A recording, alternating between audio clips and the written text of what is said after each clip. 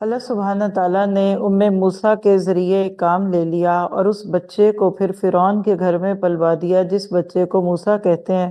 یہ کہانی تو ساری دنیا کے اندر معروف بھی ہے اور مشہور بھی ہے، لیکن ایک بات جس کے لیے آج میں نے آپ نے دعا اور خواہش کرنی ہے وہ کیا ہے کہ اللہ آج کی ماؤں کو موسیٰ کی ماں جیسا بنا اور پھر ان بچوں کو موسیٰ جیسا بنا۔ اس بات کو علامہ اقبال آج سے کئی سال پہلے کہہ کے آغوش صدف جس کے نصیب میں نہیں ہے، وہ قطرہ نیساں کبھی بنتا نہیں گوہر۔ صدف کے اندر بارش کا وہ پہلا قطرہ جو داخل ہو اور بعد میں وہی موتی بنتا ہے، اس کو قطرہ نیساں کہتے ہیں۔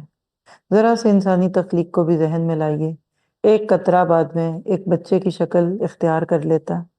علامہ اقبال نے کہا کہ اگر مائیں صدف جیسی ہوں تو پھر بچے گوہر ہوں گے، صدف ہوگی تو گوہر پیدا ہوں گے، لیکن جب سیپیاں ہی نہ رہیں، صدف ہی نہ رہیں، تو پھر آج گوہر کیسے پیدا ہوں گے؟ اسی لیے پھر آج محمد بن ایوبی سے لے کے اور دوسرے لوگوں کے لیے زمین ترس رہی ہے۔